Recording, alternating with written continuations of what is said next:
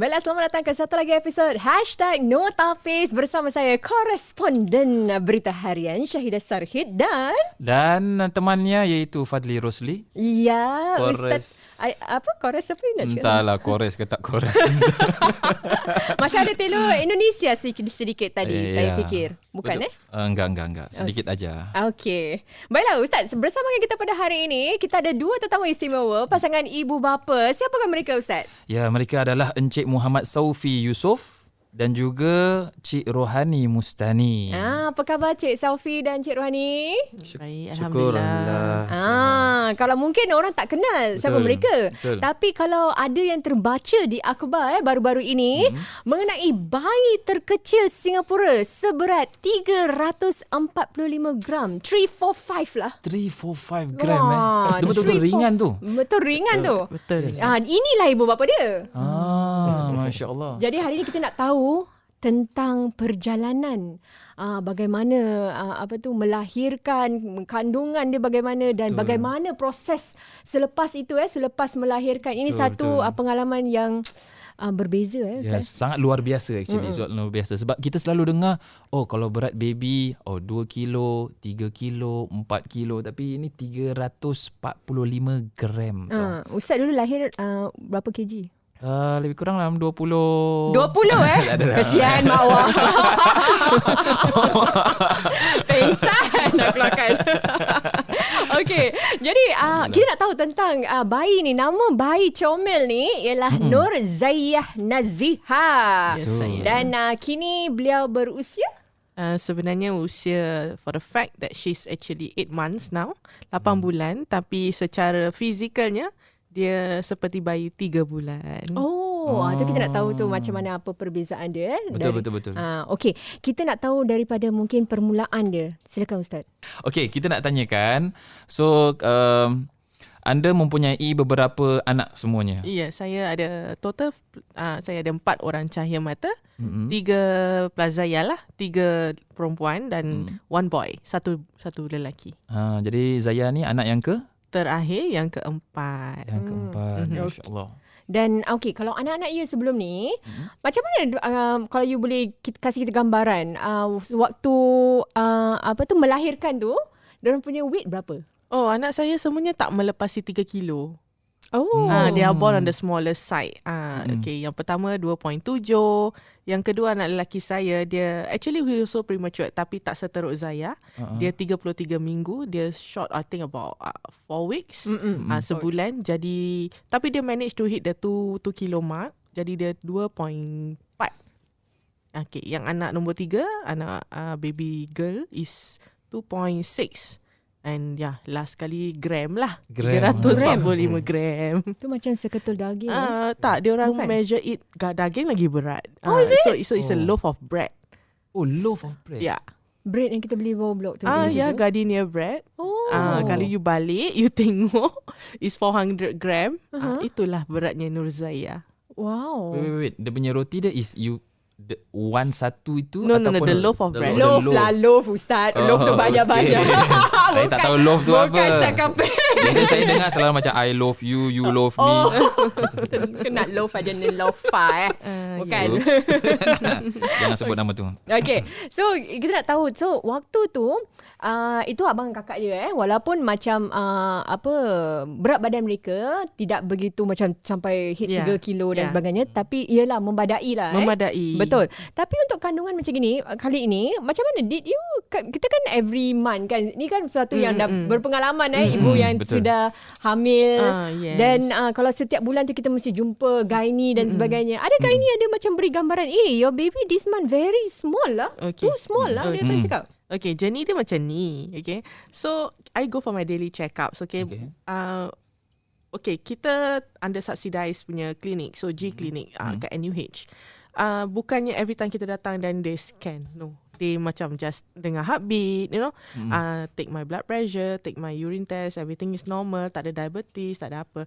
So okay, for the first part, I think until 16 weeks, semuanya okay. Okay, so the first scan was at I think 22 weeks. 22 weeks, 4 bulan Is it 5 weeks, 5 months? I think less than that. Okay. Less than that. So that's the first scan and that's the last scan Oh. for me, my case. So scan, they found her to be on the smaller side. Tapi doktor tu macam tak khawatir sangat because I have an history of baby I semua kecil.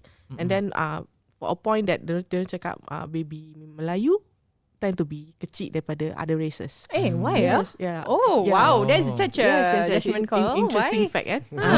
Wow. Yeah. Kenapa agaknya? Adakah kerana pemakanan kita? Tapi kita makan banyak juga Ustaz. Makan Betul juga. banyak, I think doesn't affect. Tapi herba-herba yang they eat, Melayu lantak. As per normal, right? Then I think for that's the fact that dia cakap okay, baby orang Melayu memang tendency dia to be a bit smaller. And then they scan me as per normal. Dia cakap okay, your baby I think quite small ni semua. Ni semua I dah pernah dengar in the previous pregnancy. True. Like okay lah, to me nothing lah. As time goes by, maybe dia akan pick up more weight. Yeah. Never mind lah. We will check another scan lah when you are, I think about 26 or 27 weeks lah. Okay lah, okay. I sempat lagi pergi KL. Wow. Before I go KL, actually doktor dah check my BP. Blood pressure I ada elevated sikit lah. Tinggi sikit. They found it after the scan. Actually, after the scan, diorang thought my baby ada Zika. I'm sorry, waktu tu tengah musim Zika ke? No, but Bukan kan? Baru-baru ni je kan? yeah, but the thing is Zika dah exist kan. So they thought I kena Zika. Existed, right? So hantar I pergi lab test Zika and then it caused a bomb. Yeah, really, it caused a bomb. Yeah, I think berapa Can't remember. 1,000 plus, I think. 1,000 plus. Dia macam-macam check lah dia because they found it a bit smaller. Yeah. Dia cakap tawakal aje lah kan. Okay, they intend to give me some aspirin lah to bring down my BP. Then I go back macam biasa because that time yang I dah lepas scan, I dah check up, check my BP a bit high, they give me aspirin on the same day. I go to KL with my sister. Tapi masa I kat sana, I found I macam tak sihat in terms of I tak tahu lah migraine ke apa, my head keep on macam nak burst tau. I tell my husband kepala sakit lah kepala sakit. Pergi majlis orang kahwin pun I cannot go inside. I duduk dalam kereta je. My sister cakap tak apalah, kau balik hotel lah, kau rehat. Then after I took a nap, benda tu dah reda, dah pergi shopping lah macam biasa apa semua. Then balik Singapore a few days. Malamnya I tell my husband I don't feel comfortable lah. Perut I macam tempat gastric side that's a bit painful. I googled. Then I found that I ada, because my hands semua dah bloated. Penuh air. I tak ada ni benda masa my 3 previous pregnancy. pernah, Tak pernah. Wait, yang tadi yang scanning tu dia tak ada cakap you punya weight, baby weight berapa ke apa? Ada, tapi I can't remember lah. Tapi dia cakap it's quite small for that gestation period. Okay. It's small. Tapi I tak expect dia macam ni punya small, you know. True. So dia macam cakap never mind lah. We check and a few more weeks kita check lagi. Macam nothing lah. To me macam I gone through this thing macam kecil, normal lah tu. Then I bilang my husband, perut I a bit uncomfortable. Tak cakap sakit tu sakit lah, tapi uncomfortable lah. I google, I cakap I macam ada. I cakap dengan my husband, macam ada symptoms of preeclampsia lah. Apa tu preeclampsia is actually a symptom for pregnancy ladies, women, mothers, yang BP dia very high. And then kandungan air dalam badan tinggi. When I touch my skin and you nampak tau, it bounce back. Bloated. Muka macam bola. Bola baseball. At that time, I baca, tengoklah badan ni, dia penuh air. Nak pakai baju pun tak ada baju nak pakai. I boleh imagine, I faham. I ngomel dengan my husband ni. Sabar, you know. Sebaik ada suami penyabar, betul Ustaz? Betul, Suami betul, main betul. peranan juga Betul, sebetulnya. Typical husband. Dia boleh buat apa, itu je pun. Nasib baik dia cakap sabar. Bagus tu. Dia kita kerja sebagai suami gitu je lah. Itu je lah. Dia sabar. Tenang, bawa tenang. Cuba tidur. Itu je kerja kita. Yeah, so on the day when I go to the emergency ward emergency punya hospital side lah kan. So because of this gastric, you cakap dengan your husband, let's go hospital. Actually malamnya dah cakap. Jadi besok pagi I cakap lah, I took MC lah. My husband pun actually take emergency leave ke, tak ingat lah, urgent leave ke apa, tak ingat. Then kita pergi lah. Kita pergi. Dan waktu ni bulan berapa ni? Bulan 3. Oh, just Bulan before 3. CB Yes. Oh. Wow, okay. Nasib baik belum kena pakai Belum. ambil Ya, temperature true, dan true. semua Belum. Very rigid semua belum lagi. Okay. Belum. So sampai sana, okay lah, masuk triage. My husband dah register me and everything. Masuk triage. Then the triage person take again my BP. Dia tanya, you pregnant? Yeah, how many weeks? Yeah, the normal stuff lah. And then your BP very high. Tapi BP kalau tak mengandung memang tak ada. Tak ada. Oh. I tak ada history of blood pressure high, tak ada diabetes, I tak ada apa-apa pun. I'm normal. Okay. So cuma this pregnancy je lah. Macam the previous pregnancy pun I ada gestational diabetes tapi tak serious. So ni the first yang I ada high blood pressure. So they say very very high. Okay, pergi dalam lah observation ward. Doktor ambil, they done the procedures lah, ambil test urine, test darah. So doktor cakap, okay Madam Rohani, your blood seems very off. Your blood pellet lah seems very off. And we tested the urine. You're having symptoms of pre-eclampsia. Oh, seperti apa yang you dah Google tadi. Tara. Dia macam, okay. Nak shock pun macam tak shock sangat pasal dah Google kan. Yeah, true. Dah Google. At least dah tahu something. Dah tahu something. Tapi yeah. I tak tahu this is very severe. For the morning sickness pula. Sevenness, Sevenness, the morning sickness tu sama tak dengan yang sebelum-sebelum ni? I tak ada morning sickness for all my pregnancy. Wow, Masya Allah, Masya Allah. you so lucky. Abang untung bang. I tak ada. Ngidam pun sama, ngidam pun. So far tak pernah minta apa-apa lah. Kalau dia minta pun saya cakap kedai dah tutup ke Alasan yang bagus. Kan suami dia yang mengidam ada tak? Ada Tak ada. Because I cuma cakap that time pun macam weird timing. Minta sekali tu je lah anak lelaki tu lah minta mi rebus. Pukul berapa tu pagi? Pukul 3 pagi. 3 pagi 3 pagi. Mana nak cari mi rebus 3 pagi? Dan I punya orang macam, tak dapat sudah lah. Tak nak lah. Tak nak cakap lagi lah. Okay, Tapi I tak bring up the matter lah. Dah forget it. So after doktor dah. So yang baby last ni tak ada mengidam, tak ada apa lah? Tak ada. I tak ada apa-apa ngidam ke, I tak ada sickness. Normal. Because my type of person very kasar. You know, I macam pregnant tak pregnant pada I sama je. I still lasak. I lasak macam pergi kerja pun macam sama je lah. I can do it. Macam I very independent. So after that you have symptoms of preeclampsia. So you have to be warded right now. Tunggu ward ni lama. Apa lama ya? Dah berapa jam lama juga. About 8 hours. 8 hours? Wow. Itu bukan sekejap saya Betul. tu Very lama. So you were at the observation ward all the time? I dah cakap my husband, I think you balik lah, pergi stand by my things lah. Cuma I bawa partially. I think kita bawa barang partially because I dah suspect kan. I Google preeclampsia ni mesti die kena tahan ward jugalah ni. So bawa barang sikit je. So tak tahu macam ni punya severe. Tapi you tahu you dah bawa half tu, you rasa you akan melahirkan ke? You dah bawa barang tu semua? I think because that time my son, remember I say dia pun preterm kan? Tu apa kata apa that time apa tah they call this thing lah macam apalah ya Allah.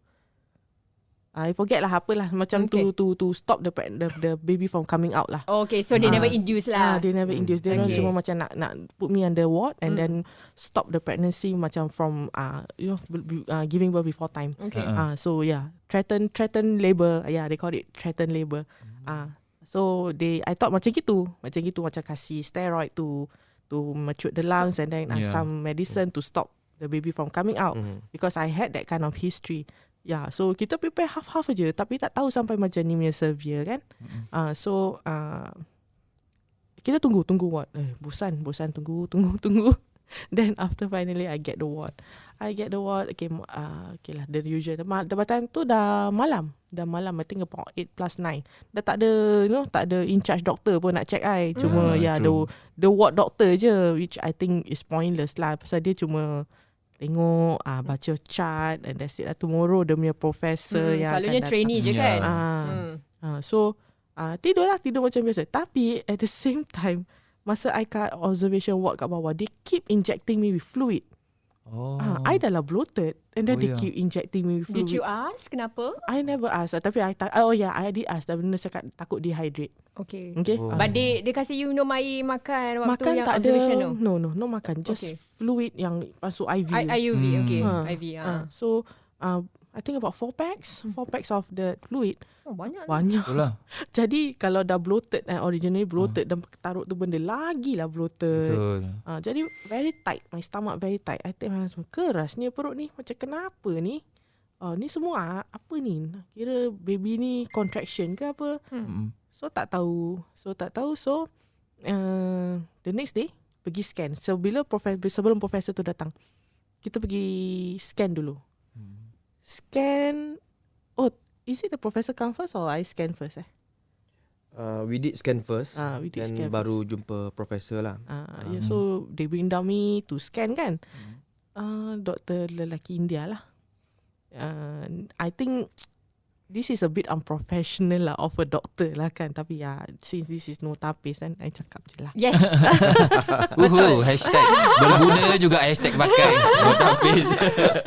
Because I just feel it's very unprofessional lah on his part to say. Because the scan, okay, kita bukan medical punya orang. Kita just a normal, correct. Normal people kan. Tak tahu pasal medical terms, tak tahu pasal apa yang korang scan ni semua. So my husband tanya, dia scan, dia tanya, ni apa? Kenapa macam, is this amniotic fluid?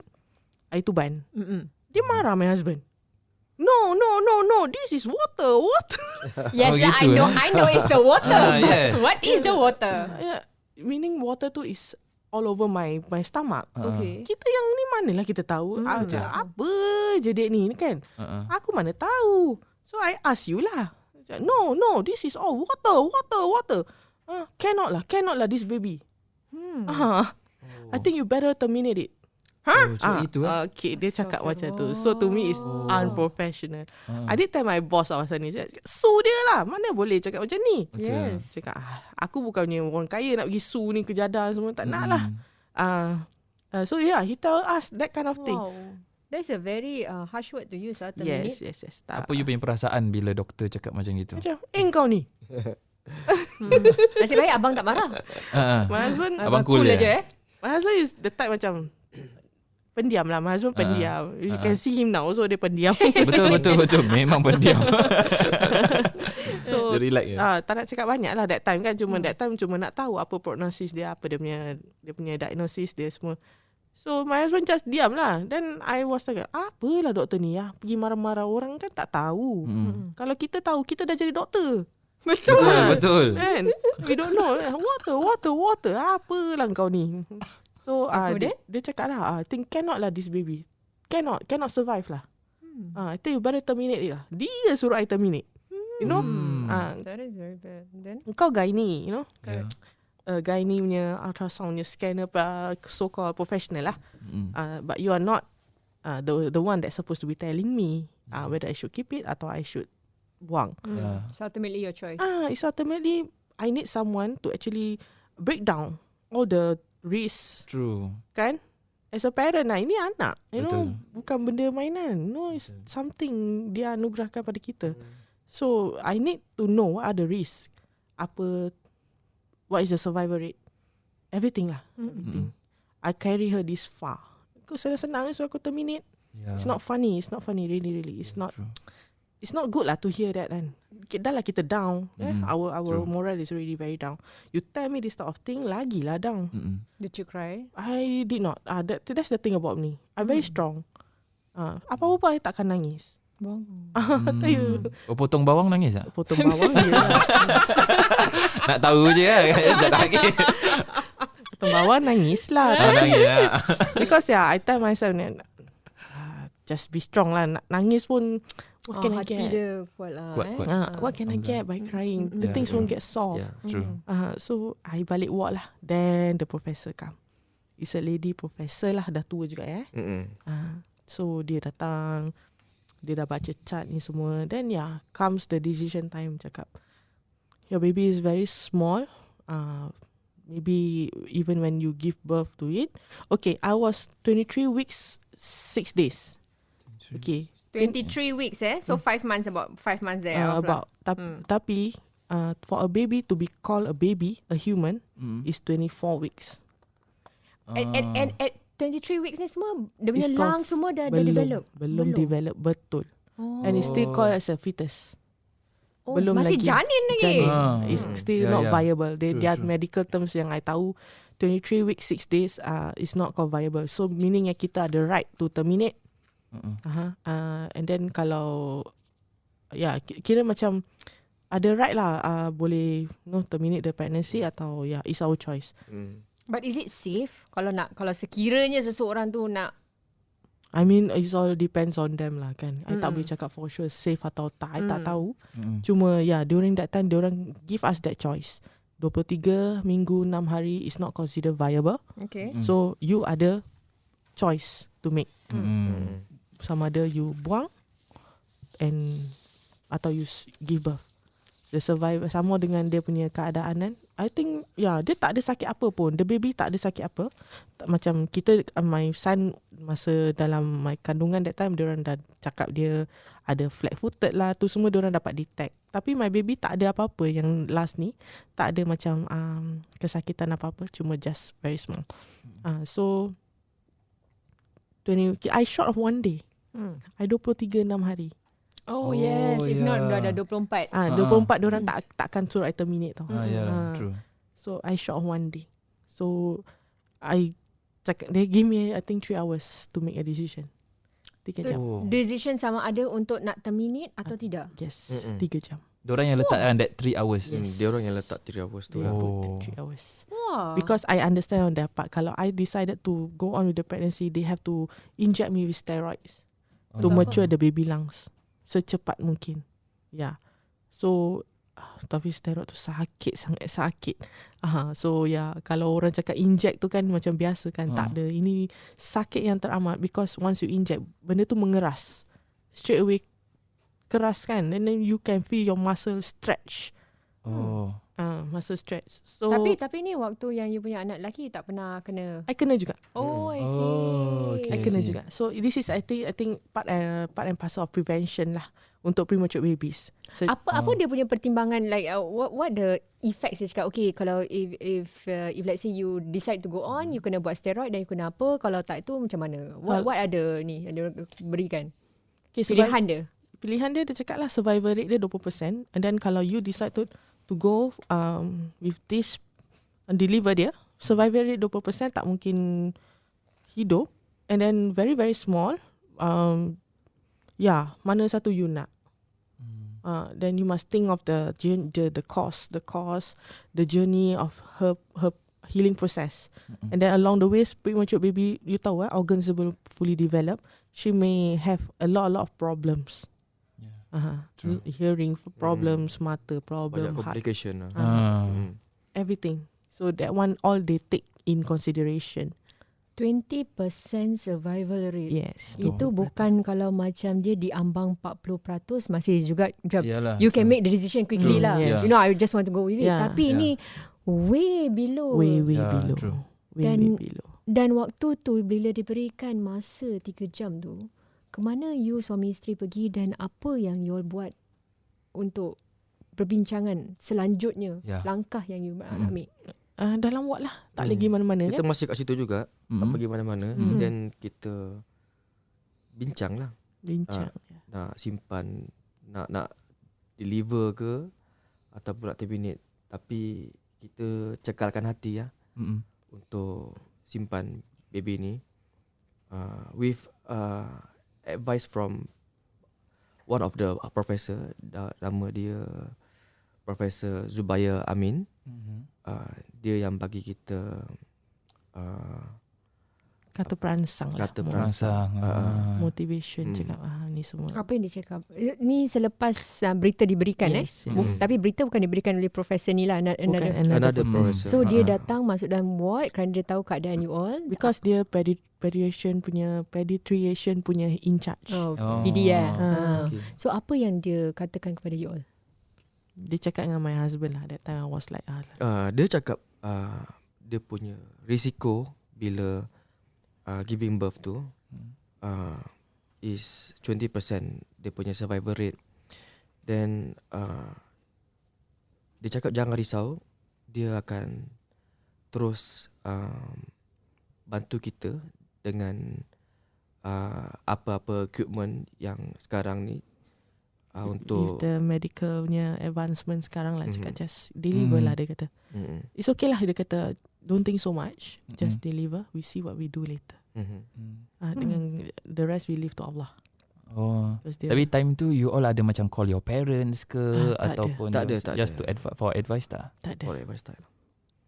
Tak ada. Ini keputusan suami isteri je lah. Yes, because I punya orang believe that kehamilan tu is a private matter between husband and wife. Yeah. I tak suka kongsi-kongsi macam kat Facebook announce ni semua.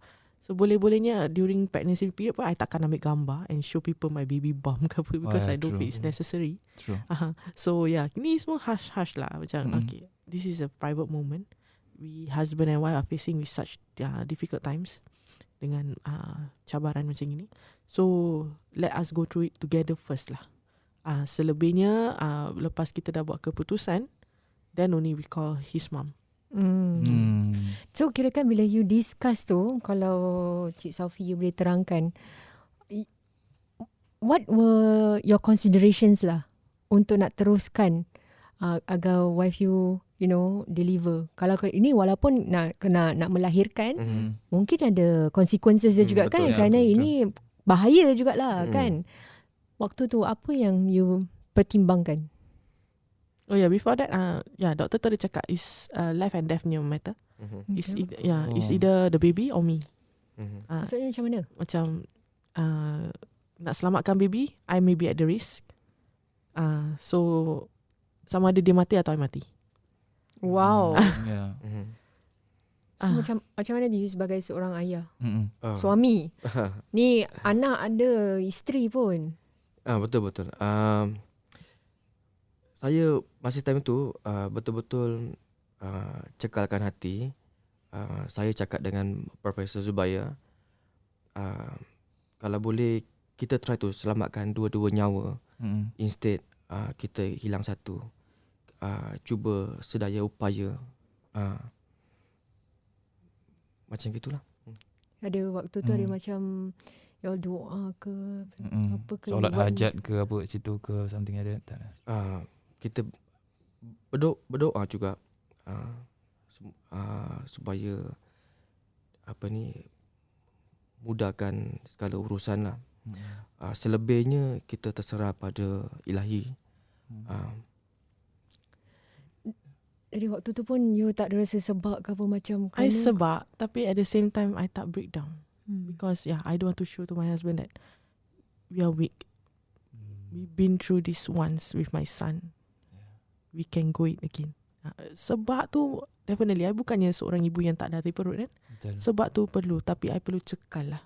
Because I ada 3 orang lagi anak di rumah. Then kalau ditakdirkan anak I hidup, I mati, I redha. I redha. Memang kuat lah, memang kuat, Masya Allah. Kalau Ustaz boleh kasih ulasan Ustaz tentang keadaan yang kadang-kadang ni agak merumitkan Ustaz, betul. tiba-tiba macam perlu buat keputusan mendadak ni. Betul. Dia bukan nampaknya memang bukan nampaknya. Saya rasa memang betul bukan pilihan yang sangat mudah, whether to choose the baby or the mother saja ataupun just terminate gitu je kan. So inilah di antaranya dipanggil sebagai tawakal.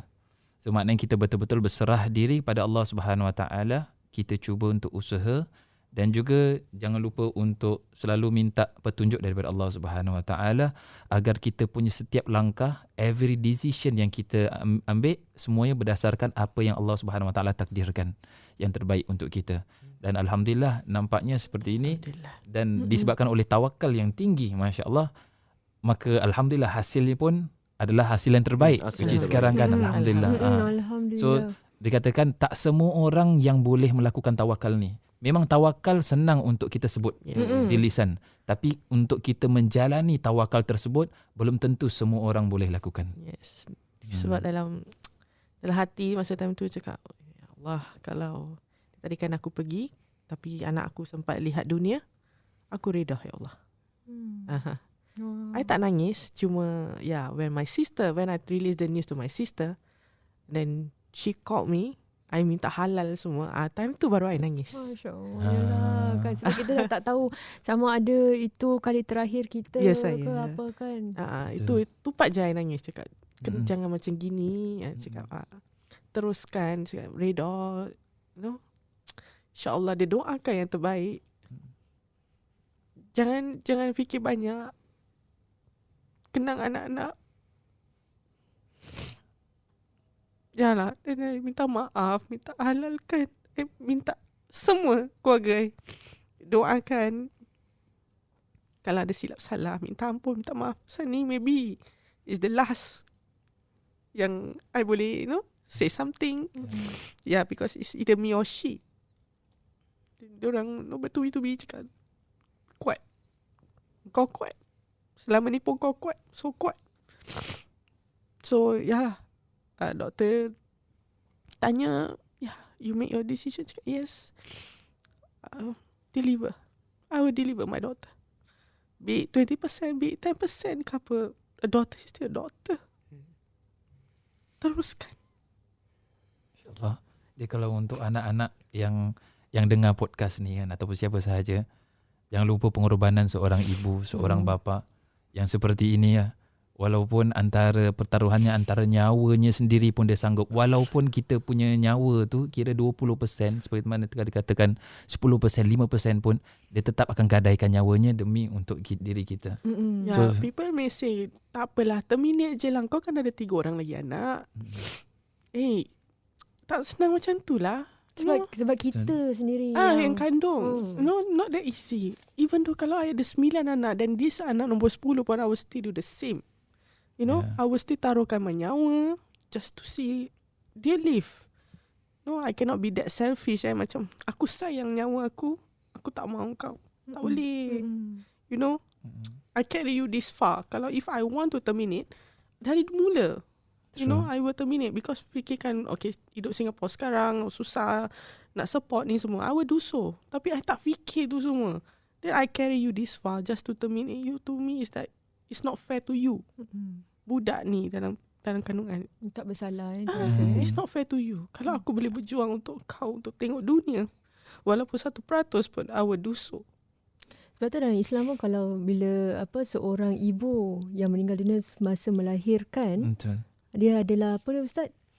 Syahid kan? Ya, meninggal dalam keadaan syahid. Yes. Itu je lah. I minta reda Allah. Kalau betul I meninggal, kau letakkan aku di jalan yang syahid, masukkanlah aku dalam syurga-Mu. Itu saja. Ambil lah. Kalau itulah ganti nyawa, teruskan ya Allah. Tapi alhamdulillah, Allah berikan peluang untuk sama-sama hidup. And it's a very tough process. Masa time tu I masuk operation theatre, because they have to do emergency C-sec. I dah half paralyzed. Banyak sangat orang kacau, bilau dalamnya. This is the second time I inside an OT room because my son was also C-sec juga, without my husband. Tak ada my husband. Dia tak kasih husband masuk. Aku tak tahu kenapa. Because is it emergency, that's why dia tak kasih masuk? No. To me, this is the lamest of the lamest reason. Dia cakap apa? Takut my husband nampak darah, my husband pingsan. Wow. Okay. This is the most lamest answer. Kalau apa? As a wife, yes, kita need husband. Itulah masa yang perlukan. Yes. Then dia deny my husband from going in. So I seorang diri pejuang nyawa lah. Dia cakap apa, Miss Madhurani, once we take out your BP will go down. Macam dengan segera. True enough memang go down dengan segera. Tapi Okay, as a mother, Yeah. when you melahirkan, the first thing you nak dengar is Baby tangisan. cry. Betul. I tak dengar apa. I tak dengar apa pun. I tak nampak pun dia. They put her inside the incubator. Diorang dah standby kan? Diorang dah standby daripada ICU, the incubator. And then diorang dah keluarkan dia. Dah. Itu sahaja. I was in my mind, dalam hati. Hidup tak? Berapa kecil? Macam mana? Sifatnya cukup ke? I tak nampak. Dia tak tunjukkan pun. Tak. Yang nampak my husband when they wheel her out. Yeah, maybe my husband nak cerita. Kalau Encik Safi sebelum you cerita kat tu, waktu tu bila you dah buat keputusan kan, dan mereka kata okay kena buat emergency C-section sekarang, you pula tidak dibenarkan masuk. Bagaimana perasaan you waktu tu? Perasaan rasa sedih lah pasal ni bukan first time kan. Rasa macam kena tipu Kena tipu. Kenapa? Pasal dia dah tolak kita semua dalam nak dekat operation theatre, terus nak masuk. Sorry sir, you cannot go in. Macam kena tipu. How long kat dalam NICU? I mean, Punya proses OT dia tak lama lah, dalam 1 jam ke 2 jam gitu. Waktu tu mesti agaknya you punya hati berdebar dalam 1 jam tu. Rasa macam runsing lah. Apa akan terjadi selepas tu kan. Bini aku mati ke hidup ke? itu Aku masalah. boleh kahwin baru ke? Astagfirullah. Bang, kalau line ni kan, kalau line ni malam ni tak boleh tidur bang, kalau dah keluar line tu. What was going through? Siapa yang beri you support waktu tu? Ada macam you call ke macam alamak macam Okay, tak ada orang kasih support, cuma tabarkan hati je lah masa time tu kan. Then cuma dengar apa doktor punya nasihat, then teruskan aja lah. Apa-apa skala kita punya perjuangan. So far bila time baby tu dah push out, saya pun terkejut juga. Nampak satu incubator keluar. Saya suspect itu mungkin baby yang dilahirkan lah. Saya nampak doktor, nurses semua rushing nak bawa baby tu pergi ke NICU. Then I ada nampak jugalah bayi yang sekecil telapak tangan. Kecil. Then saya suspect itu anak saya. Then saya, diorang tak cakap di sana children tak tempat terus keluar terus dia terus rushing terus masuk dekat dalam NICU. Okay. Then saya ada overheard jugalah nurse cakap yang apa ni, bayi ni tak sebesar apa yang diorang ramalkan, rupanya lagi kecil. Diorang ramalkan berapa? Mungkin dia ramalkan untuk bayi yang dah meningkat 33 minggu. 23 weeks. 23 weeks. 23 weeks. Kalau 23 weeks selalunya berapa gram? They should hit I think 1 kg and above. 1 1 kg and at above. 23 weeks. Yes. Wow, okay. Patutnya diorang ramalkan bayi yang diorang keluarkan tu is at least 1 kilo and above lah. Tapi nak memandangkan kecil, sebab tu saya overheard lah apa yang dia cakap tu, bayi ni paling kecil lah so far. Then diorang rush masuk dekat dalam ICU. You tak nampak diorang dah balut lah baby tu waktu tu? Tak dibalut. Tak dibalut pun. Jadi you memang nampak lah dia memang betul kecil dia macam mana dan sebagainya. Betul. Waktu tu perasaan you macam mana? Perasaan saya cuma ingatkan saya punya wife aje lah. Oh, ya ke? Wow. Bang, malam ni boleh tidur bang.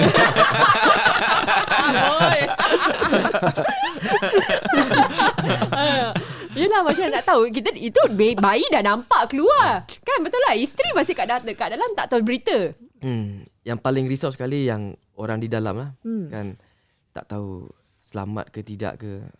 Tapi saya betul-betul yakin yang teknologi medical sekarang ni dah Canggih. Betul. Dan tak apalah, mungkin dia selamat lah. Kalau tak selamat pun doktor akan bagi tahu any news kan. So kirakan waktu tu dia dah keluar. Kemudian bila you dapat tahu tentang keadaan isteri you? Bila one of the nurses call saya, yang diorang cakap my wife dah selamat melahirkan dan sekarang ada dekat dalam observation untuk diorang pantau dia punya blood pressure ataupun diorang punya prosedur yang selalunya after operation taruh dekat observation untuk diorang. Yeah, just to see macam because I was half paralyzed kan. So they have to like put me under observation to see if I can move my legs or my toes. Dan waktu tu you boleh masuk? Tak boleh. Tak boleh masuk Pun juga. tak boleh masuk boleh juga? masuk juga. Oh, wow. Okay. Itu yang paralyzed tu dia macam epidural ke macam? Yeah, it's just like epidural punya process. Tapi half paralyzed. Benda tu if you see in YouTube, you know how scary epidural is, right? Yeah. I've been through that twice, I think. Yeah, but this is the most scary one because dengan keadaan secara kacau bilau, chaotic disorder, semua So macam. ni kira kan induced labour ke dia macam it's not spontaneous? No, this is emergency C-sec. Emergency terus. Okay. Emergency C-sec. So normal C-sec for your info kan, dia orang akan potong melintang gitu saja kan. Tapi for this case, they have to cut a T-shape. Dia macam dah betul-betul bedah orang tu. Bedah orang macam a T-shape because they can't predict how small the baby is, and then they can't know apa position she is because too small. And then diorang tak they weigh her 345 grams kan, tapi they could not check her length. They could not check her length because for a premature baby like mine, the risk is her skin is terlalu tipis. You kalau nak tahu tipis dia macam mana, it's like you boleh nampak her rib cage. Yes. Almost Can see? tembus gitu. Yes. If I will show you a photo of her later. Let's see the bone semua. Yeah, you can see her shape of the bone semua. Wow. Terlalu tipis. Because premature kan, segala-galanya belum terbentuk dengan elok. Jadi terlalu tipis. So the reason why they have to rush her to ICU straight away is because diorang takut ada blood vessel rupture. The capillary of blood vessel kan takut ruptured and it might lead to infection. And then for a baby so small like that, infection is a no-no case. Betul. It can even make it worse. Yeah, make it worse. So they take the necessary precaution. Memang agak kejam lah, tak kasih kita tengok anak ni semua. But it's for her good lah kan. Yeah, true. So berapa how long later before you Cik Safi dapat jumpa isteri ataupun dapat jumpa anak? Selepas proses melahirkan tu. Tak lama juga dalam 2-3 hours after doktor cakap after nurse call saya, dia cakap dia nak push my wife to a normal ward. Then saya straight away jumpa wife saya. Saya rasa saya jalan together with you. Yeah. I was pushed out of the observation. Observation ward. Then kebetulan my husband was outside already. Dia tengah tunggu saya. Then tapi sebelum tu, do you meet your daughter first? Belum lagi jumpa. Belum, dia memang tak belum kasih you jumpa at all lah. Pasal masa time tu saya masuk dekat dalam NICU dan doktor cakap kalau boleh jangan jumpa dulu pasal sekarang tengah banyak tubing yang nak masukkan. Dan diorang nak kena pantau dulu. Tengok dari luar tak boleh ke apa? Kita tengok dari luar gitu je tapi tak nampak lah pasal banyak doktor, terlampau banyak sangat doktor cover up dia punya space. Dan saya tak dapat chance tu tengok dia lah. Dan saya just tunggu wife saya keluar daripada observation dan bawa dia pergi a normal ward lah. Apa perkataan pertama ataupun kata pertama yang you dapat bila jumpa your wife tu? Apa you cakap dengan dia? Dalam keadaan sedar. Sedar? Dalam keadaan sedar. Perkataan pertama. Entah I think there's no special moment. I think I'm the one who asked him, berapa kecil? Yeah, I think that's the question. I fikir you macam nak Romeo ke tanya something apa you pula. okay ke tak okay ke kan? My husband bukannya romantic type apa lagi dengan I yang keras kepala macam ni tapi tadi dia cakap dia tengah fikir Betul. pasal you. Itu je lah. Ikat line rupanya. Itu je lah. My first question I tanya dia berapa kecil. Dia kata dia belum jumpa lagi. So I masuk ward. I think I tak jumpa dia until the next day. Do you see her at night? I did see her at night. Before he go back, I think. Sebelum balik, tapi petang lah mungkin. Pasal actually, you know why tak dia rushing balik? I asked him to go home. Sebab that day was my third daughter birthday. Oh, So Dah tu usia berapa? yang that time umur dia 4 years old. 4 years old. Yeah. Birthday dia sama dengan yang Naziha ni. I see. Okay. They're supposed to celebrate. Oh, you panggil dia Naziha. I panggil dia Zaya, panggil Naziha, you know. Okay. So kita supposed to celebrate yang kakak dia lah, yang the third child punya birthday. Fourth birthday, dia dah pakai baju cantik, you know. And I give birth. So I cannot celebrate lah kan. So I minta ayahnya balik celebrate birthday anaknya, even without me lah. So they took a family photo, my husband dengan my daughter, my son, with my phone, gambar kat phone. You know, at least I boleh nampak WhatsApp call lah. WhatsApp video call. So at least I boleh nampak, at least she celebrate her birthday. I can't deny her of that lah kan, budak. So yeah, she lagi tak tahu apa. Tak faham. True. Semua cakap, is the baby okay? A baby small, baby have to stay in hospital, baby not feeling well. Itu je lah, repeat. Then come COVID, babies have to stay at hospital because COVID, cannot go home. You know, that kind of thing. So kirakan you cuma dapat jumpa anak you keesokan harinya baru dapat Yes, jumpa. my husband on the same day sebelum balik, I was allowed to see my husband wheel me down to the NICU besoknya. Sebelum tu I dah cekalkan hati dulu lah. This is going to be such a sight lah. Macam satu pemandangan yang akan rentap hati I lah. So I pergi. Then I nampak dia dalam incubator kan. Terlampau banyak wire lah. Dan matanya ditutup. Yelah sebab ini kan like dia punya mata belum form dengan betul. The retina semua belum form dengan betul. Banyak sifat-sifat yang belum dibentuk lah dengan elok. You know, mata lagi apa? Mata maybe dia punya jantung dia ada lubang. You know, her lungs, especially they are worried about her lungs. Yeah, lungs for baby is very very vital lah kan, sebab they breathe. True. They breathe and then kalau lungs tak mature, they need support. So yeah, she's on support lah because lung dia very very small and not yet formed really well. Even though I took steroids, tapi tak mungkin steroids tu macam can mature the lungs in one day. Yeah, true. Right? So it will take, I think my son pun makan 3 minggu. Wait, okay, since you dah cakap bring out that, kenapa doktor tak cakap macam, you know, maybe next month ke baru you do the operation ke apa? Why is it must be emergency? Kan ada cakap kan it's matter life and death because waktu tu juga kena because my BP is way too high. Oh, because of your BP. Yeah, okay, boleh that's rupture why. my blood vessel, blood tempat tengkuk atau kepala. Canvas. Okay. So then after that, so when bila you nampak your baby tu banyak tubing dan sebagainya, doktor dah cakap apa dengan you? Dia cakap lah she have to be on all this lah because it's going to be a journey lah. It's going to be a long healing process lah. I feel quite calm lah. Nurses cakap, mami sabar, you know. Sabar.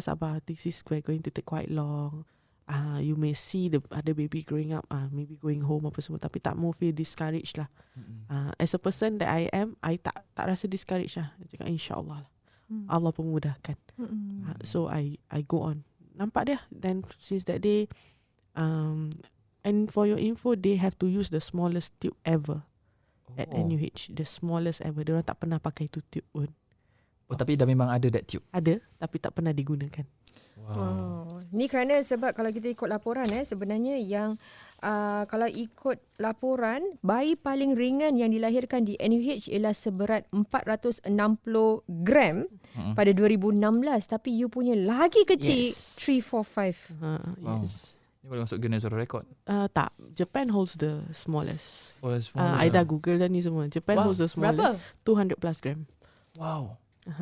Baby Sabi, nama dia SABIE. If you are masih hidup? Hidup, masih alhamdulillah. Masya-Allah.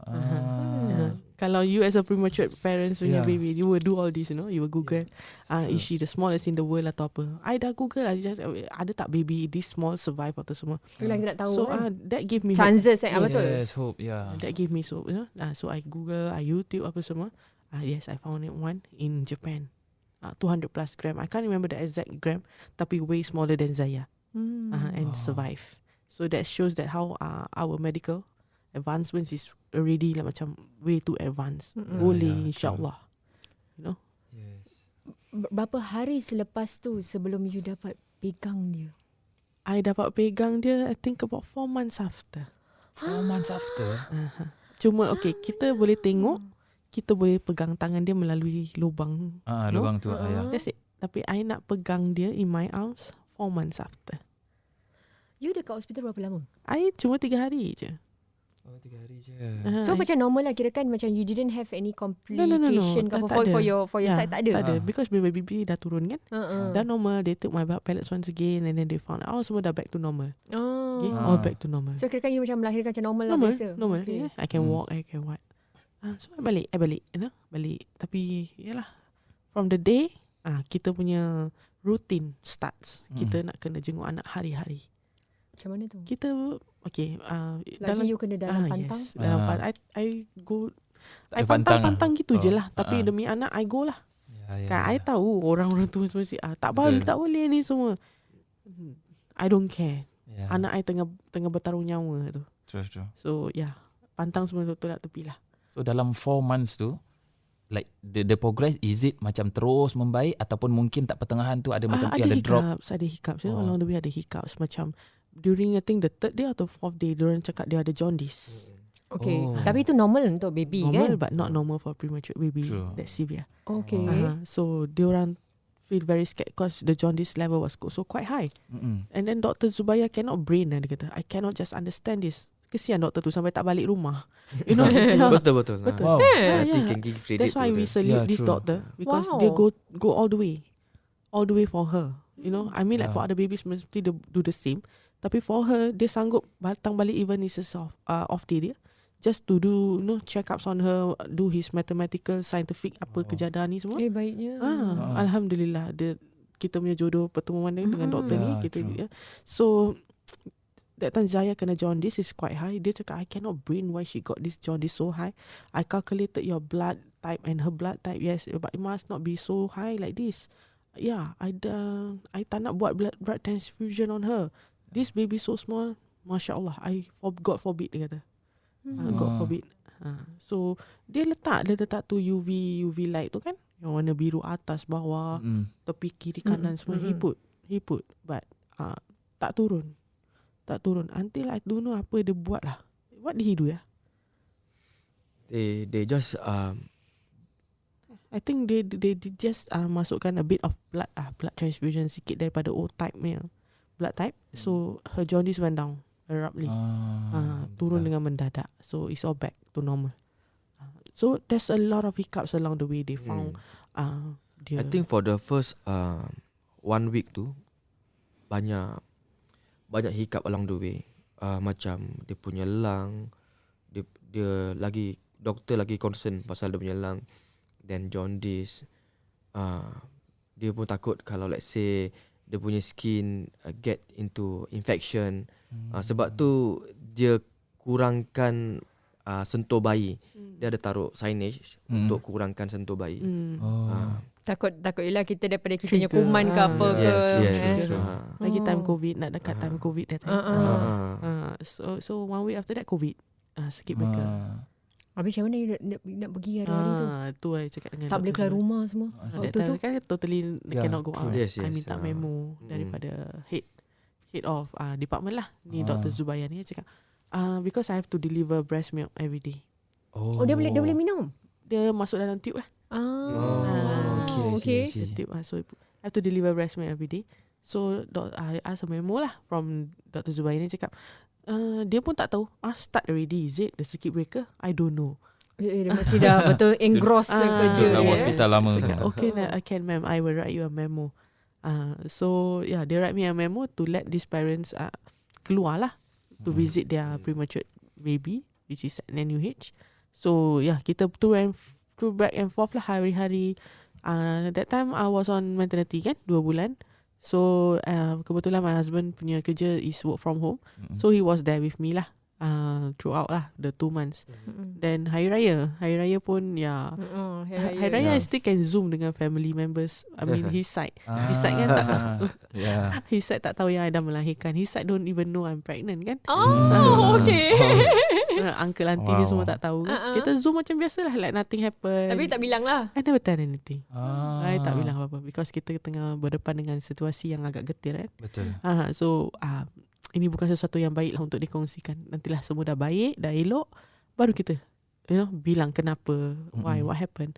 I know a lot of persoalan dah, tapi we can come to that part later lah. Sekarang I tengah nak hustle, to see my baby get well. Itu je in my mind, my husband mind.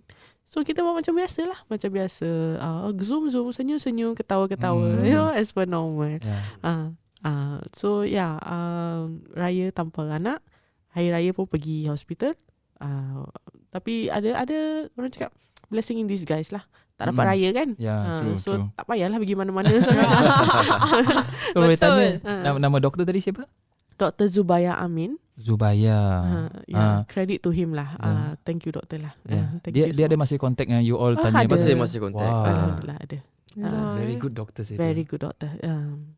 So siapa yang kalau pergi NUH, if you falls into the hands your case lah, dalam tangan Dr. Zubaya Amin, tak payah nak worry lah. He will do the best for you lah. Even though dia tak kisah pun you duduk apa ward, dia tak kisah you kelas A ke kelas apa. No, he doesn't look for that. The baby. Dia care about the baby. Bagus Macam nak jadi doktor pula. Jadi doktor. Ini gynae tau. Ni bukan doktor-doktor cek ni. Jadi kira kan he take your case very seriously. Very seriously. Kalau kata sampai off day pun datang just to make sure that baby semua okay. So kira kan you hanya 4 bulan baru you dapat pegang bayi tu. Selama ni hanya pegang jari je daripada menerusi tu aja. Yes, saya. Hari-hari pegang daripada itu je. Berbual dengan dia, cakap saya you must be strong Umi here. Fight for Umi, fight for ayah. Your kakak abang all waiting for you. You must be strong. Be strong like Umi. Cakap dengan dia lah. I think she listen lah. Nak nangis lah. I tahu sedih lah kan. Tapi in that situation I tak boleh nak nangis pun. Because I have to be strong. For her and for me and for my family lah. Kalau I crumble, everything will crumble.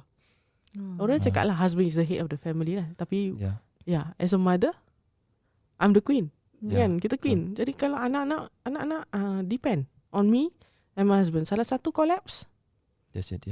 She's really holding the fort for the family lah. I'm really holding. Because I sacrifice everything and I could all this while for my kids. Kalau nak cakap pasal benda anak ni kan, it's very very tough journey lah kan. Masa I tak kerja, anak minta tu minta ni, kita tak dapat bagi kan, hati dah sakit. Hati dah sakit. Nak beli toy $2 pun tak mampu nak kasih pun hati dah sakit. So sekarang I dah ada duit sikit, I dah boleh beli. Takkan for this type of thing I nak give up. So I cannot give up. Zaya also cannot give up. Say, fight for Umi, fight for ayah, fight for your siblings. Adik strong. Because you fight to be born. 345 grams. You fought this far. A bit more Zaya. They'll fight through. Hiccups after hiccups. Doctor find out there's a hole in the heart. Alhamdulillah kasih ubat tutup. Alhamdulillah. Alhamdulillah kasih ubat tutup. We cannot hear anymore. Ada cakap apa blowing sounds. Angin-angin kosong dalam badan dia. Dia tak fine anymore. So the heart is closed. The hole in the heart is closed. Her kidney is good. Her liver is growing good. Now comes the eyes. Memang eyes dia ada sikit masalah because the retina punya vessel is not growing that well. Premature kan. Supposed to be going straight now. Her peripheral view front okay. Her side view. As in tak nampak ke apa? Bila dia maybe from our let's say you jeling ke kiri atau ke kanan, you tak nampak.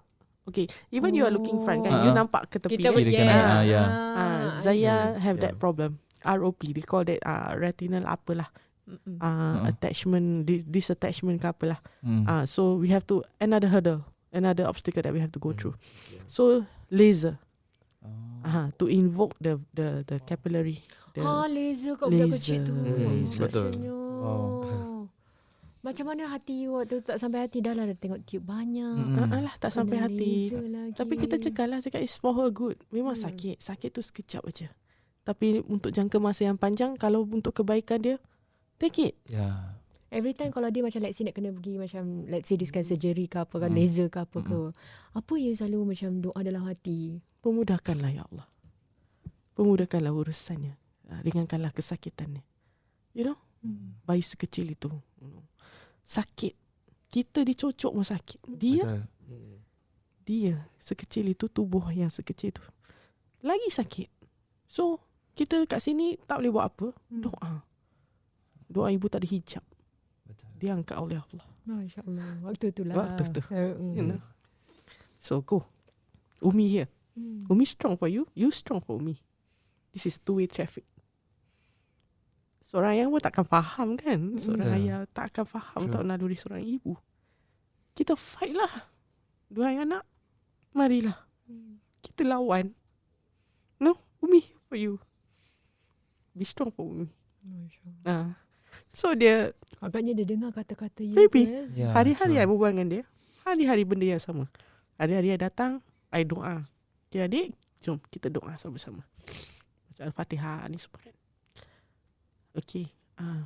Adik okay hari ni? Adik sakit je?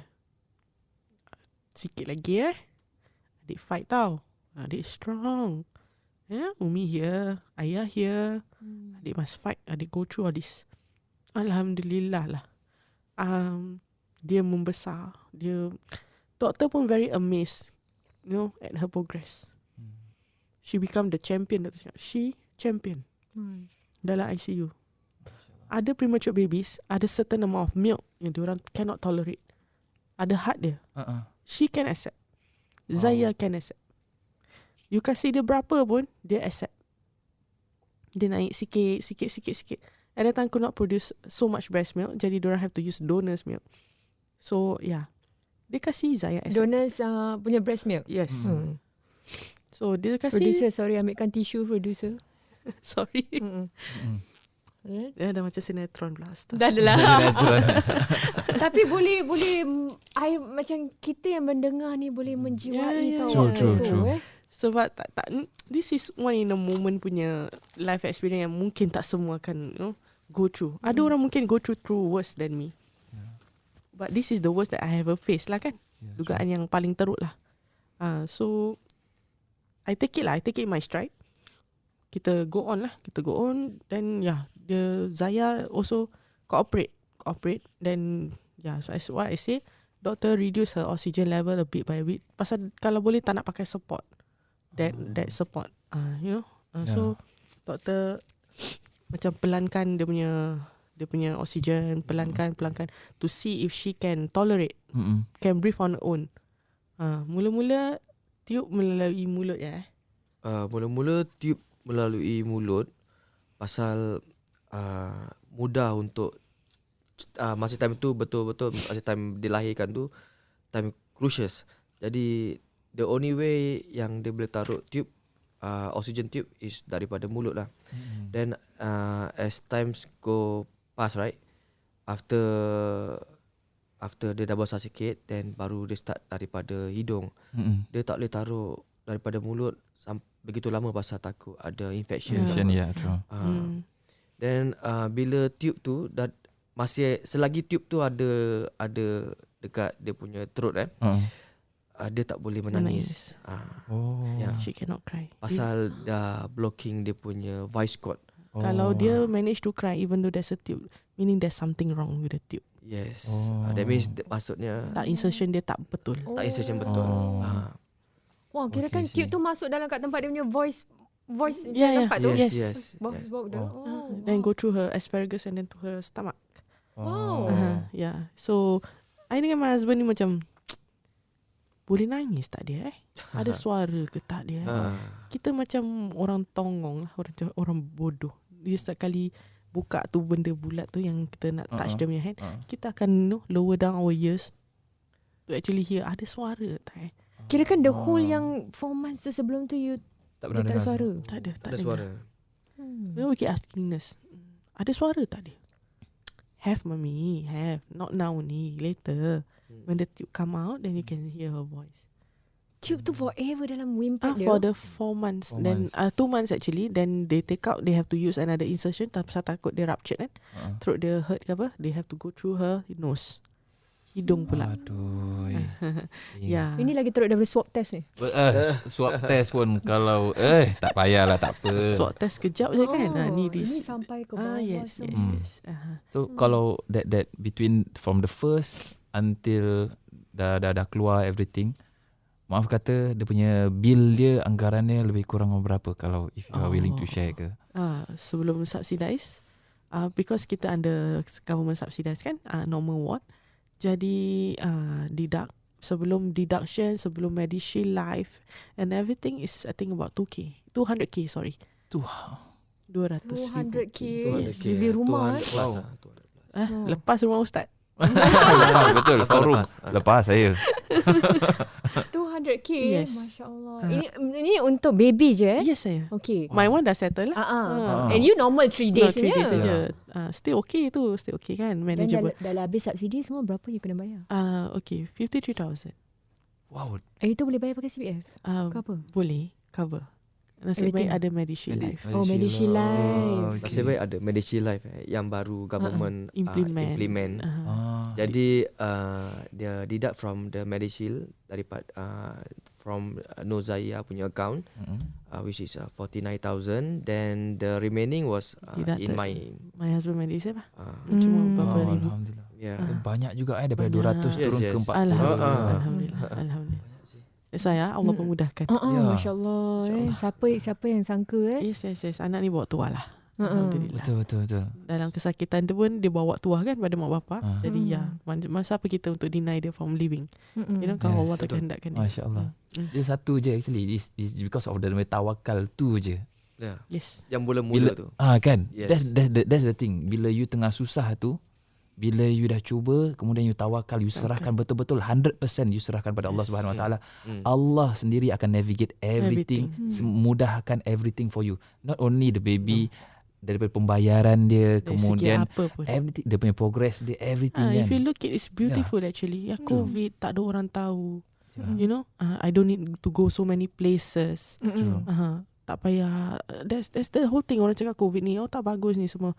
In a way for you, no. In a way for me, yes. So you imagine how beautiful the thing is drafted. Allah pemudahkan secantik-cantik mungkin for me and my husband to actually ease around. Kalau tak ada COVID, my husband tak ada dengan I. Stay at home. True. You know, kita tak boleh. Ada hikmah.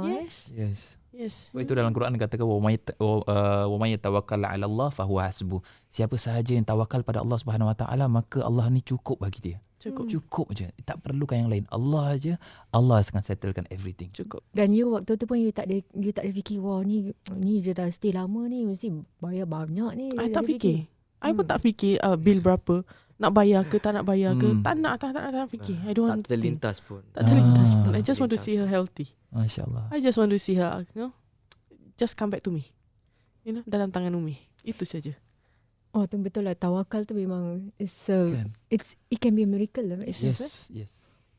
Nak kuat lah. Nak kuat. Kita sebagai ibu, bapa kuat lah. Kuat. It's a journey. I rasa you doa pagi petang siang malam. Of course.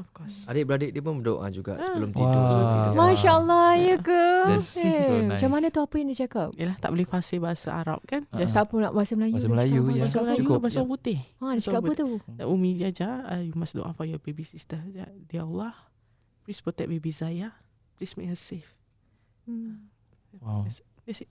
Hari-hari sampai sekarang. Dah jadi rutin. Jadi rutin. Yelah, bagus lah you ajar. Ajar. True. Mungkin doa I tak diangkat, tapi doa adik-adik dia yang Allah angkat. We don't know. We don't know. So dia dalam doa kita sekeluarga. You know, I just tell my mom-in-law, mak anggap dia masih dalam kandungan. Mak tak nampak dia. Just pretend she's still inside me. I belum give birth. Itu je. Mak anggap macam tu. Because during COVID, nenek atuk semua tak boleh tengok kan. True. Cuma daripada video call aja lah. Kecilnya. Mak doa lah. That's it. Doa, tawakal, berserah je lah. Reda. Bila kali pertama you dapat diberi peluang untuk akhirnya pegang bayi ni, bayi yang dilahirkan dalam keadaan istimewa, yang pada waktu tu you bertaruh nyawa untuk melahirkan anak ni, apa perasaan you? Itu baru I nangis.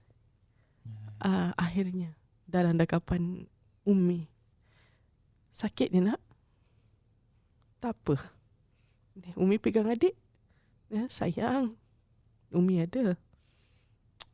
Tak boleh digambarkan lah perasaan tu. Kesakitan yang ditanggung tu. Dah buka semua tube apa semua kan. Finally I get to touch her. Rasa kehangatan badan dia. Sakit dah ya. Tapi adik kuat. No? Itulah I nangis. Pasal I tak boleh bayangkan kesakitan yang dia lalui. You know, sakitnya hati I. Sakit lagi dia. Tubuh badan sekecil tu.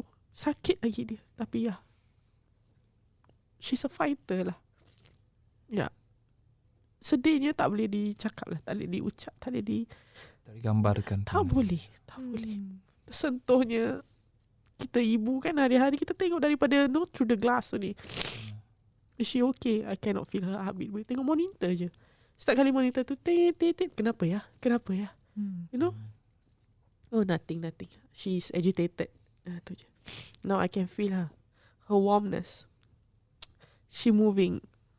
Hidup budak ni. Atas izin Allah. Hidup dia.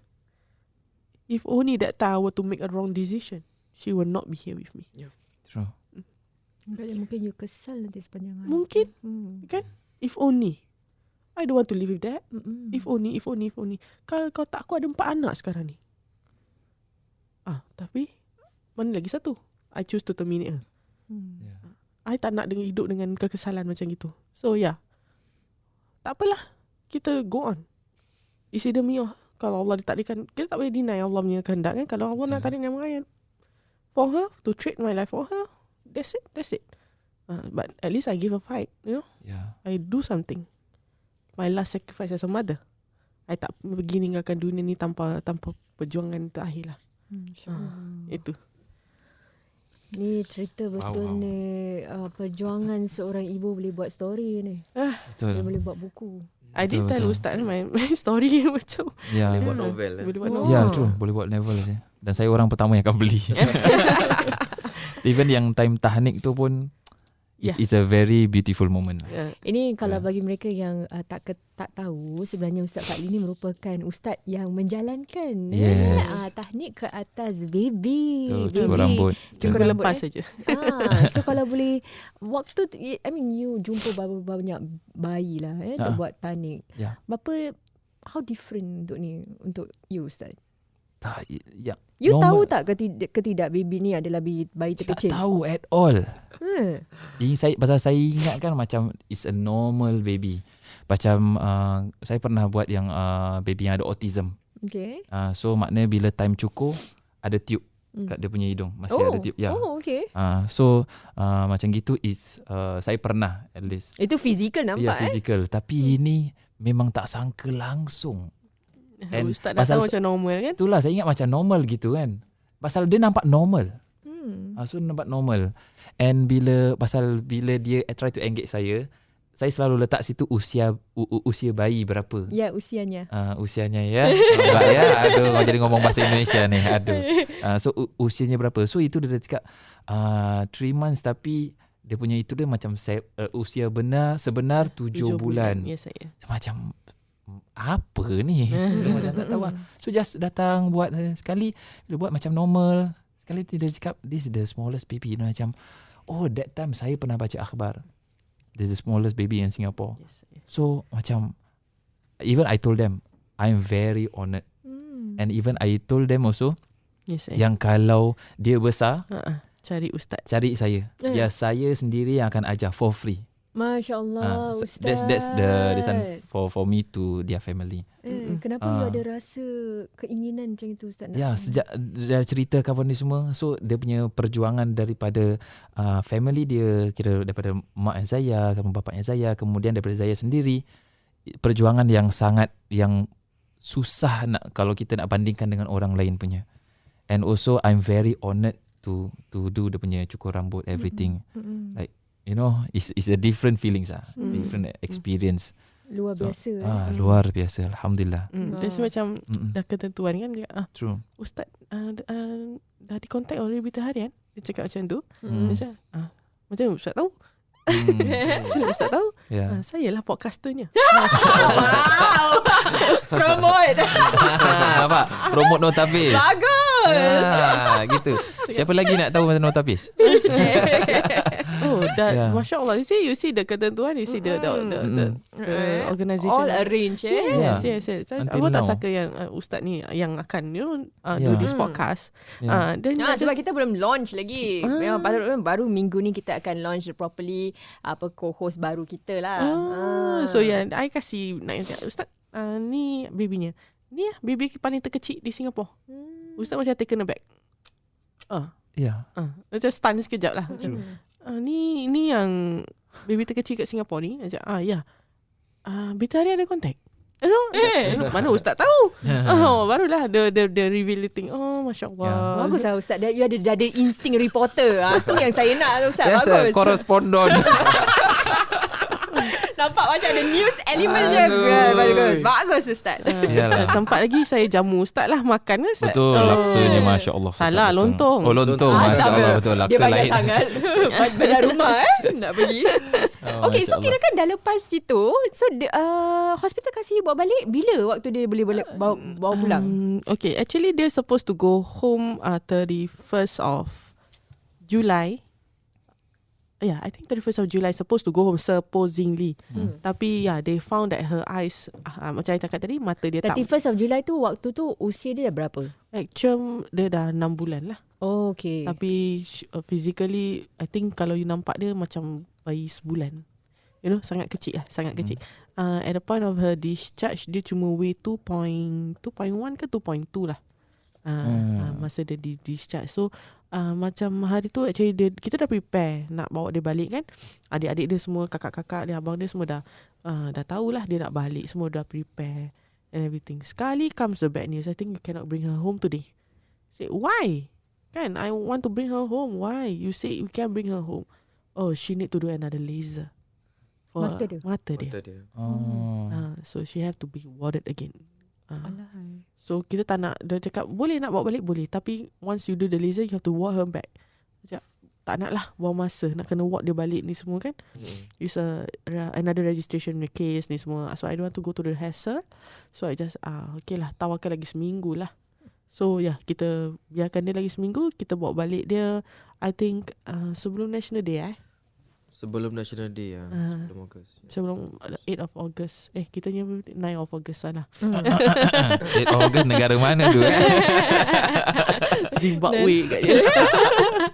So I think 2nd or 3rd of August lah kita bawa dia balik. And then nurses kan dah ramah dengan kita pasal kita datang hari-hari kan. So nurses pun feel sad lah, cakap yes, she's going home already lah. But take good care of her. Ada satu senior nurse I can't remember her name, tapi kita kat sana panggil dia mother. Nurses selalu tak feel affection to baby. Macam to them dah jadi normal. Baby permatang keluar masuk. But to her macam grow up well lah. Dia sempat cium dia. Grow up well. Be strong. Bangsa apa tu? Bahasa Tionghoa, bahasa Cina. Wow, dia betul-betul jaga.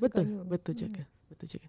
The nurses at NICU semua understand kita punya situation as parents. Macam kita, apa kita nak sebagai parents when we go to ICU every day is actually to hear good news kan. True. So diorang akan bilang lah, okay, today your child ada masa dia lose weight, and that is actually one of the doctor main concern to maintain her weight. Untuk dia gain some weight. Dia very slow in gaining weight, so that they have to put nutrition. I don't know what nutrition is lah, tapi it's some kind of macam oil gitu to make her sustain her weight and grow a bit more. So nurse hari-hari akan update kita, okay, your child today the weight increase a bit by 60 gram. Dengar 10 gram pun I dah happy. So the nurses there macam they betul-betul keep us updated. Dia punya pembuangan urine tu, najis semua okey ke tak okey. Shit Itu pun betul yes, lah. Yes. Itu pun nak kena tahu kan. Nak kena bilang. So we are grateful that kita in the hands of a good people. Walaupun berlainan bangsa. Orang cakap nurse is a nurse lah. They do their job lah. Tapi to us kalau diorang just do their normal job and don't care about the baby it's a whole different story. But they care about Zaya. They even make macam a pop-up name for her. Really? Betul. Baik. So tak mau fikir negatif lah pasal nurse yang berubah daripada negeri lain ni semua tak bagus ke apa ke. No, real kikiskan. No, they are not like that. They are passionate about their job. Money is a Itu yang different penting. thing. From the heart. Tak kisah apa bangsa You Betul. see agama. them, you see them with your own eyes. Macam mana dia jaga anak you rasa selamat. She's well taken care of. Itu je. Tak payah nak cakap kasarnya ni semua. You don't even know. That is the correct procedure actually to handle that baby. So kita lagi tak tahu nak nak judge them, don't lah. Don't lah. Well trained lah. Well trained. So kirakan you dah bawa balik Zaya pada usia dia 6 bulan. Okay, so bila you bawa balik, is there macam you kena bawa macam tube ke? Were there macam mesin-mesin yang diperlukan kat rumah, persediaan tu macam mana? Amazingly, dia pulang tanpa medicine. Dia pulang tanpa oxygen support. Wow, Masya Allah, tak payah oxygen tank. Selalunya kadang-kadang macam preterm, they would require. I did tell Ustaz also, cakap, True. dia pulang tanpa sebarang assistance. No medicine, no support. Dr. Zubaya tell us even bayi yang dah weight dia dah reach 5 kilo, dah 8 bulan dalam ICU, in the end still bawa balik oxygen support with tube and all that. Your child, Masya Allah, amazing, champion. Wow. Itu yang dia cakap champion Yes. tu. Zaya is going very well. She's very very a fighter. Dia tak ada ubat, tak ada oxygen support, nothing. She's balik macam I baru give birth that baby. Itulah dia. Cuma bawa balik tin susu je lah. Itu paling penting. Because preterm baby susu dorang lain. So there's actually different formula for susu preterm baby and non-preterm. So Tapi bila you bawa balik, masih boleh berikan susu badan dia? Dia I dah accept tak lagi boleh kasih susu badan because dah tak boleh lagi, tak boleh express lagi. So they change it to this formula thing lah. I see. Okay. Tu kira kan macam dia punya bottle kecil ni. Botol kecil and then Kau pakai syringe ke? Ada no. They use hospital dia ada macam pre-made milk bottles. After macam you dah kasih, they discard. Dah kasih Pakai buang macam tu. Okay. So dia orang dah bikin ada certain ml berapa banyak susu ni semua. So she use bottle. Amazingly dia manage to suck bottle very well. Wow, meaning the muscles are all working. Yes. Ada baby still pakai tube kan? Tube, Ada tube, ada pakai syringe. Yes, but no, she suck. Wow. Kira doktor cakap apa, nurse need apa pun kita kasih lah macam cari punting untuk preterm so that she can learn how to start sucking. Suckle. Kita cari lah. You go mana-mana pun susah nak cari preterm punya punting tau. Punting. Mana yang dapat? I Google Kasih lah. fire dia? I Google Shopee ni semua kan. Cari preterm NICU punya. Because I think it's originated from US. So kebetulan ada satu supplier kat Singapore ni, but it's from home lah. Dia post, okay, this is for really really tipis. Dia punya the suckling part is really really thin because just to adapt her small mouth kan, mulutnya yang kecil. Jadi very very small. Tu semua pre-ordered, nak kena custom made. Bukan cakap you pergi kedai beli. No. True. No, semuanya tak. Masa I pergi KL, I ada lagi beli baju baby kan, masa dah tahu baby girl. My sister beli besar sikit. Baby cepat besar. Yelah, betul. Itu memang orangnya true. normalnya Betul. ni. Selalu cakap memang gitu. I beli banyak. Semua tak boleh pakai. Sebab dia terlalu kecil. Betul juga. Dia terlalu kecil. Habis you kena buat lah, buat apa? Buat sendiri ke apa baju? No, in the end pakai apa yang besar-besar lah. Satu t-shirt cover semua lah. Cute-nya. Satu t-shirt cover semua lah. Even pakai sarung tangan jatuh. Yalah, betul. Macam tu lah. Nurse taruh tape lah. You want me put tape? Oh gitu Yalah, pandai pula dia buat penyesuaian tu.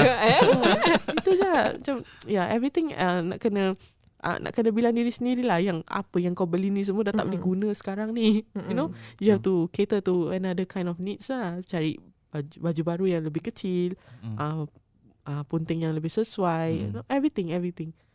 So tadi you macam tadi Ustaz tanya usia dia berapa? You cakap 3 bulan tapi actual 7. Apa maksud kalau if you can explain apa maksud dia? Sebenarnya umur daripada dia lahir lah. Umur dia lahir baru bulan 3 sampai tarikh yang tahnik tu. She's 7 months. Okay. Tapi physically, if you deduct her corrected age of 4 months, dia 3 bulan. Jadi dari segi pembesaran, kalau kita tengok development dia, kita bukan tak tengok development 7 months lah, kita tengok dia every time kena macam gitulah 3 months. That's the benchmark lah for the doctors to look at her at the corrected age, bukan on the actual age. Tapi sampai sekarang lah I belum dapat kepastian lah kalau dia sekolah macam mana, register her at the correct age ke atau birth age. Jadi belum tahulah. Belum sekarang. tahu. Habis sekarang ada macam follow up dengan doktor. Apa doktor cakap? Actually, mata dia semua in fact mana? tadi kita baru balik daripada check up lah. Dia punya mata. Alhamdulillah everything is fine. Alhamdulillah. So she doesn't need laser anymore. Dah tak pakai laser lagi, just a normal eye check. Selalu kita pergi like 2 weeks once. Sekarang dah tarik date nya kan. 2 bulan sekali, 3 bulan sekali. Alhamdullah. So does she have that problem yang tadi cakap mata tak dia? ada. Sekarang dia such a happy baby lah. Boleh ketawa sekarang. Mata dia besar, you know. Ustaz nampak kan. She's a happy baby. Kuat kan Ustaz dia tendang ni semua. Tuan dia tendang you. Dia suka senyum tau. Dia senyum, dia suka ketawa kan. Betul. So so development dia so far Dr. Zubaida yang follow up closely with us. So she's at the right path, on track with other 3 months kids. So setakat tu kita dah happy lah. The development, dia dah boleh grip things, dia dah boleh roll. Wah, kira kan gross motor skill dia semua dah okey lah. Dah okey, alhamdulillah. Wow. Alhamdulillah. Siapa sangka baby yang macam waktu tu kecil tak tahu sama ada boleh Survive, terus hidup ke tidak True. tapi sekarang dapat bertahan, Alhamdulillah. boleh senyum, boleh pegang. Kalau you boleh introspect, you tengok perjalanan yang baru berapa bulan ni yang you lalui suami isteri. Macam mana you rasa dalam bila you tengok Zaya dekat rumah, Masya Allah, the whole journey that we gone through just this year alone, a few months ago. So okay, 2020 something kan yang you all remember kan, COVID kan. True. For us it's a different thing lah ni, anak istimewa ni. So from the start till now when I see her cakap, Akid dah besar anak Umi. See, anak Umi dah besar. Wow, you're growing. So it's a journey. We manage. Kita dah go through all this. So just grow well. Dan ayah pula waktu tu you tengah 50-50 anak ataupun isteri dan keadaan sekarang semua both yang you doa tu dua-dua dalam keadaan Both baik. full ada. Alhamdulillah lah. Apa yang kita doa ni Allah dah kasih. Dan kita cuma buat yang terbaik aje lah untuk membesarkan anak-anak ni. Itu je lah, kita just sekarang dah sampai tahap ni kan, tak mau sia-siakan lah, just didik dia sebaik mungkin lah. Do you have any macam advice ataupun nasihat mungkin bagi pasangan-pasangan yang mungkin akan lalui you punya jalan ataupun untuk bagi yang akan ada macam premature all these things? Satu je lah, macam apa Ustaz cakap lah, tawakal, reda, berserah. Tiada yang tak mungkin terjadi. Allah kehendak dia jadi. So untuk ibu bapa yang mungkin sebaiknya jangan ada experience like mine and my husband lah kan. Kita doa dapat anak-anak yang sihat kan. Tapi kalau sekiranya anda melalui ni semua kan, satu dari saya is like, kita jangan crumble. Kita nak kuat. Bukan untuk diri kita, untuk yang lain. Ya? Untuk yang lain, firstly for our family. And then secondly, you mesti nak ingat yang you perjuangkan ni untuk siapa. Ya, untuk anak yang you kandung. And yeah, when you take the first step, you mesti nak tahu you are going through this journey all the way. All the way, jangan give up separuh jalan. Jangan sia-siakanlah kalau diberi ketentuan yang anak ni hidup kan. Look back atas segala susah payah yang you go through, kesakitan yang you go through just to deliver, you know. Dan kenangkan journey ni. Kalau you niat you journey ni cantik lah. Kalau you janganlah fikirlah this is a burden. Ni semua akak, abang, duit semua boleh cari tau. Tapi amanah ni, ada orang susah nak dapat anak. You know, when you get one like this, even though it's through this type of situation kan, jangan sia-siakan lah. Jangan sia-siakan. Itulah pesan I, just tawakal. Ustaz, kalau you boleh beri ulasan tentang secebis harapan ni sebenarnya membawa makna yang besar bagi ibu bapa yang diberikan amanah untuk membesarkan dan menjaga seorang anak ni. Betul. Jadi kita tengok perjalanan mereka yang mana Allah Subhanahu Wa Taala sudah aturkan everything. So di sini ada dalam even dalam Al-Quran katakan jangan pernah putus dengan rahmat Allah Subhanahu Wa Taala. Even benda-benda yang mungkin mustahil pun Allah boleh buat. Itu kita perlu cekalkan diri, perlu fahamkan, dan juga saya rasa both pasangan pun main peranan yang besar. Sebab kadang-kadang daripada ibu kuat ataupun mungkin daripada bapa atau suaminya mungkin kurang, ataupun suaminya kuat bahagian ibunya kurang. Jadi sama-sama kena push dan sama-sama cekalkan diri, serahkan pada Allah Subhanahu Wa Taala, terus doa dan bagi saya terakhir untuk Zaya, kalaulah awak dah besar, dah dewasa, dah dengar podcast ni, daripada apa yang dikatakan oleh bapa awak dan juga daripada your mom, you are very strong. Kalau you ada masalah pun nanti in the future, you ada masalah apa pun, semua itu masih kecil lagi. Masalah yang paling besar ni pun awak dapat lalui, apalagi benda-benda yang kecil yang akan datang nanti. InsyaAllah Allah akan bantu. Selagi Allah bantu you di awal, Allah akan bantu you nanti di akhir. Masya Allah. Amin. Bagus kita ada co-host yang macam ni dapat memberikan kata-kata semangat. Kerana macam yelah, kita nak tahu juga, kadang-kadang kita tak nampak tau. Kita cuma nampak apa yang zahir je, tapi masa kehadapan pastinya mungkin ada lagi hurdle yang perlu lalui. Kita tak tahu. Betul. Tapi ni segelintir je kan, sikit ni Allah kasih sikit je tau ni. Kita tahu apa lagi Allah kasih kan dalam in the future. So harapan you untuk Zaya apa sebagai seorang ibu, nak dengar daripada ibu dan ayah, Umi dan ayah. Umi cuma nak anak Umi sihat. Umi nak cuma anak Umi membesar macam anak-anak orang lain. Pandai tak pandai tu semua Allah kasih lah. Kalau berjaya tu ke tak pun Umi tak kisah. Jadi insan yang berguna sudah. Anak Umi kan kuat, saya jadi insan yang berguna untuk masyarakat, untuk agama. Itu je harapan Umi untuk anak-anak Umi. Tak ada lagi apa. Umi tak minta wang ringgit ni semua. Umi tak minta. Umi cakap dengan ayah, Umi bergurau dengan ayah. Anak lelaki saya cakap, when I grow big, I'll buy you a car. Really, you buy me a car? Yes. Dan Mas Azwar cakap, tak apalah, nanti anak kan besar beli kereta. Dah tak hantar kita rumah orang tua dah bagus. You know, that kind of thing. Jadi sebagai seorang ibu, tak ada apa Umi harapkan. Just kesejahteraan anak-anak Umi membesar dengan elok, dengan akhlak yang baik. Hari-hari Umi minta dengan Allah, anak-anak Umi pun berdoa kan sebelum tidur. Semoga jadi manusia yang berguna untuk agama dan masyarakat. Itu je Umi nak. Itu saja harapan seorang ibu. Tak ada lain. Ayah pula? Kebanyakan dia dah bagi tahu Tapi daripada seorang ayah, melihat perjuangan Zaya selama ni, sabar ataupun berzikir. Jadi kita boleh tenangkan hati. Jangan kita selalu membanggakan diri. Cuma pesan saya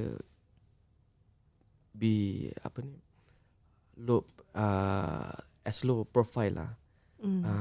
Be humble lah. Be humble. Tunduk sebaik mana, serendah mana yang boleh tunduklah. Tunduk pada Allah yang satu utama. Selebihnya that's what I say, percaya ke tak tu semua Allah beri. Jadi manusia yang berguna saja. Itu saja. Umi ayah nak. Tak ada harta pun yang Umi ayah nak. Tak perlu. Itulah harapan Umi dengan ayah. Anak-anak Umi membesar dengan elok. Kalau segi Umi tutup mata, sekali-kali Umi dah berjuang segala-galanya sehabis mungkin dalam diri Umi untuk anak-anak Umi. Ayah dah berkorban segala-galanya untuk anak-anak, memberi yang cakap tak mungkin bukan terbaik lah, semampu. Hargailah ibu Umi dengan ayah, hargailah pengorbanan kami dengan menjadi manusia yang berguna, bukan dengan wang ringgit. Itu sajalah. Masya-Allah. Saya rasa memang perkongsian hari ini memang cukup tersentuh hati. Betul. Inilah perjuangan dan pengorbanan seorang ayah dan ibu terhadap anak. Perjuangan yang ikhlas, Betul. yang tidak, you don't need anything in return. You don't want anything in return from your kids. Cuma nak mereka yang terbaik saja untuk mereka. Itu saja. Masya Allah. Jadi bagi mereka yang mendengar hashtag Notapis ni, moga-moga ia story ni akan dapat memberi inspirasi kepada anak, kepada ibu-ibu di luar sana yang mungkin ada yang juga mengalami pengalaman yang sama, ataupun tak ada pengalaman yang sama tu, dapat menyelami naluri sanubari seorang ibu. Mungkin perjuangan dia bukan seperti you, tapi perjuangan dia daripada segi lain. Kita tak tahu. Kita tak boleh give up on anak-anak Betul. kita. We don't give up. Correct. Jangan give up. That's good. Baiklah, terima kasih banyak Cik Saufi dan Cik Rohani kerana Sama-sama. sudi bersama kita dalam hashtag Terima Notapis. kasih.